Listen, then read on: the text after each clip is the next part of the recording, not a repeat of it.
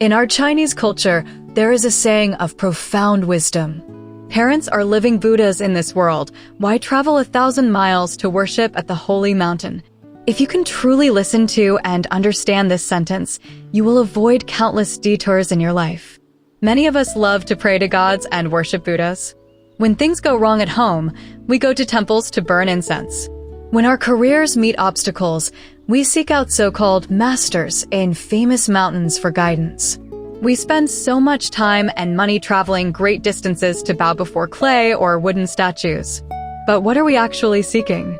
We are seeking the blessing of the Buddhas and Bodhisattvas, a sense of peace in our hearts. That feeling is understandable. But acting this way is like forsaking what is near to chase what is far. You've reversed the direction. Let me tell you, the truest, most powerful Buddha is actually right in your own home, your parents. You might not believe that. You may say, my parents are just ordinary people. They have many flaws. They get angry and argue with me. How could they be Buddhas? If you can see through this question, your life will enter a higher state of understanding. What does Buddha mean? The word Buddha isn't the name of a deity. It comes from Sanskrit and means the awakened one. The defining traits of a Buddha are compassion and selfless giving. Now, take that standard and look at your parents. Aren't they Buddhist too? Buddhism speaks of the Four Immeasurable Minds: compassion, pity, joy, and giving. Let's look at them one by one. 1. Compassion. What is compassion? It is the desire to bring happiness to all beings. So, let me ask you, haven't your parents spent their entire lives trying every possible way to make you happy? Their love and care are like the air. You need it every moment, but because you're so used to it, you barely notice its presence. When do you suddenly become aware of air? When you've been underwater too long and rushed to the surface gasping for breath, you realize in that instant that the ability to breathe freely is the greatest happiness in the world.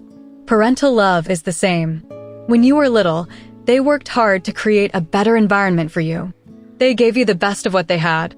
Seeing your smile made their hearts sweeter than honey.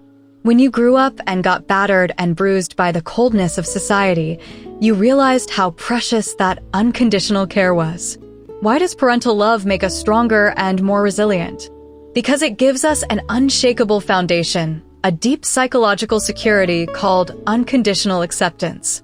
Isn't that the truest form of compassion? 2. Pity. What is pity or empathy? It is the desire to remove the suffering of others.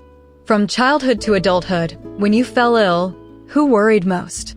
Who stayed up all night to watch over you, to check your temperature, to feed you medicine? When you were sad or discouraged, who sat beside you, perhaps unable to say wise words, but offering sincere comfort and a warm cup of tea? When they see you suffer, they feel even more pain than you do. They would rather take that pain upon themselves. Isn't that the greatest form of pity? 3. Joy. What is joy? It is feeling genuine happiness when others find relief and happiness. When you achieve a little success, get a good grade at school, win an award, who is the happiest? Your parents. They proudly show your certificate to relatives and neighbors, saying, "Look, this is my son, this is my daughter." That pure joy and pride come from the bottom of their hearts. No one else could ever imitate it. Isn't that what Buddhism calls rejoicing in others' merits? 4. Giving. This is the hardest of all. What is giving? It is selfless generosity, expecting nothing in return. In society, everything operates on conditions and exchange. You work hard, your boss pays you. You treat friends well, they help you when you're in trouble. That's normal, it's reciprocity. But with parents, the rules are different. Whether you succeed or fail, are rich or poor, healthy or sick, their love never changes. When you succeed, they're happy for you, but they don't love you more. When you fail, they worry for you, but they don't love you any less. You are their child, that's the only reason, and it's enough. Knowing this gives you an inner fortress. When you venture into the world, you can be brave, because you know you have a safety net behind you.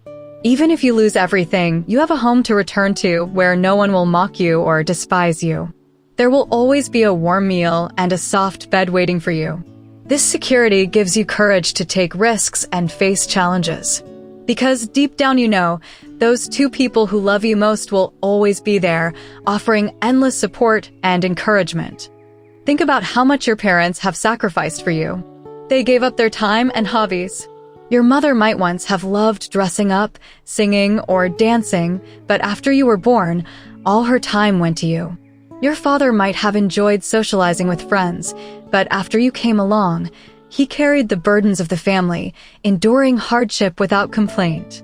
They gave up their youth, their health, everything they had, without asking for anything in return. Their only wish is that you live well. Isn't that the same boundless compassion and selfless empathy taught by the Buddhas and Bodhisattvas? When you truly understand these four virtues, you will realize your parents are indeed two living Buddhas in your home. Through their words, actions, and entire lives, they demonstrate what true compassion and devotion mean. We live with Buddhas every day, yet we still wander outside searching for them. Aren't we foolish and confused? How should we worship these living Buddhas? Do we need to burn incense and bow before them? No, that would again miss the point. Filial piety has very real and practical forms.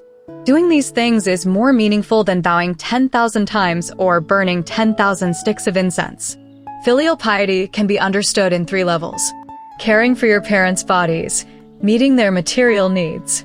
When you grow up and earn money, ensure they live comfortably, have food, clothing, and medical care when needed. This is the basic duty of being human. If you can't even do this, you should seriously reflect on yourself. Caring for your parents' hearts, keeping them emotionally happy. This is harder. Giving them money isn't enough if you rarely visit or call. If you get impatient when they talk, if you think they're old-fashioned and out of touch, you may be feeding their bodies, but hurting their hearts. That's not true filial piety. Elderly parents have modest material needs. What they crave most is emotional warmth. Over 2,000 years ago, Chinese culture already taught this. It's called the difficulty of maintaining a pleasant expression before one's parents. Meaning, it's hard to always treat your parents with kindness and patience. Giving them a sincere smile, listening patiently to their stories, no matter how many times you've heard them, matters more than money. When they repeat those stories, they're actually seeking a sense of meaning and belonging. Let them feel respected and needed. That's the greatest gift. Caring for your parents' aspirations, fulfilling their hopes through your own life. This is the highest level. It means not only taking care of them, but also becoming someone who contributes to society and earns others' respect. Live honorably, achieve in your career, and create value for the world. When your parents see this, their pride and satisfaction will be beyond measure. They'll feel their life's effort in raising you was worthwhile and meaningful. That is the ultimate form of filial piety. So you see, filial piety is not an empty slogan. It is a complete and progressive path from material care to emotional connection to fulfilling life's purpose. When you walk this path, you are already worshiping Buddha and cultivating virtue. You don't need to go to sacred mountains. Your home is your temple. Your parents are your teachers. Serve them well, and the blessings you accumulate will exceed those from worshiping 10,000 Buddhas. Let us truly, from the depths of our hearts, feel gratitude toward our greatest, most hardworking, most loving mother and father. And let this gratitude not just stay in words or social media posts. Turn it into real actions. Call them more often. Skip unnecessary social gatherings this weekend and go home for a meal. Hide your impatience, show more patience and smiles. Remember, our time with them is limited. We always think there's still time, but life is subtraction. Each meeting is one less. As we grow older, they too are aging. Time never reverses. Don't wait until the day you want to care for them, but they are no longer here. That's when tears lose all meaning. Let gratitude toward our parents become a habit, a natural expression. Because deep down we know they are our truest anchors in this world, our warmest home.